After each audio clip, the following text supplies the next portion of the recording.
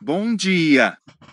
Eu sou o código 0769, mais conhecido pelo codinome Gerisvaldo Jeremias Jurucrum. Fui contratado por um grupo de alunos do Segundo Edificações. Gostaram da minha voz de dublador profissional? Da hora, né? Esse trabalho de filosofia é dedicado à professora Eliette e os bagunceiros alunos do Segundo Edificações. Brincadeiras à parte, como diria nosso velho amigo Albert Einstein, vou brincar é a mais alta forma de pesquisa. Então vamos começar cambada.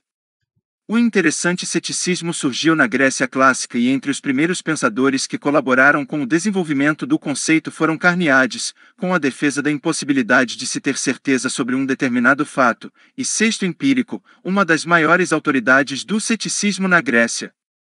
Mas enfim, como surgiu? O ceticismo trata-se de uma corrente filosófica que releva questionamentos sobre ocorrências, opiniões, pensamentos e crenças convencionadas pelo senso comum como verdades. Portanto, essa corrente defende que o indivíduo não pode chegar a nenhuma certeza.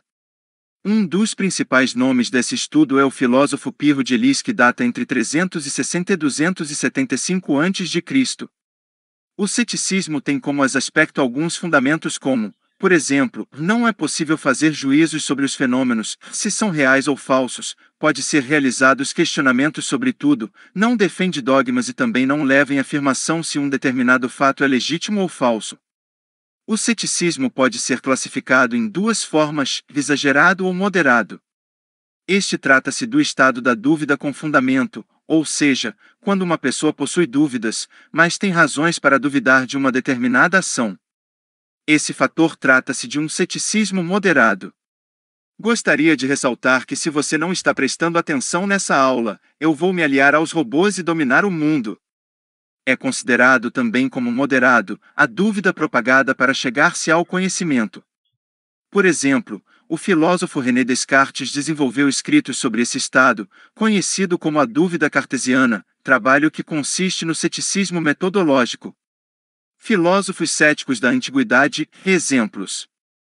Pirro de Elis, filósofo grego do século III a.C., Carneades de Cirene, filósofo grego do século II a.C., Sarcisilau, filósofo grego do século III a.C., Cenesidemo, filósofo grego do século I a.C. E aqui está os pensadores do ceticismo. Quem é o representante mais importante do ceticismo? Pirro de Elis. O filósofo Pirro de Elis é considerado na história como o precursor do ceticismo.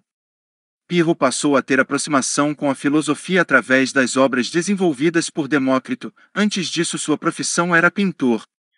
Quem são os fundadores do ceticismo?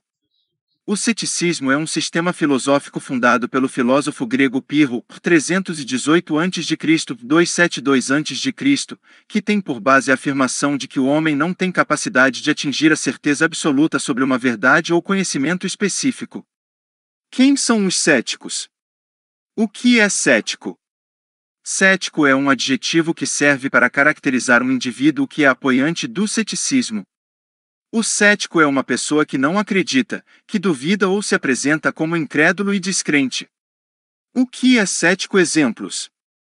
Ou seja, um cético está sempre se questionando e duvidando das coisas, quebrando dogmas e considerando alguns pontos indiscutíveis às discussões, por exemplo, nas religiões.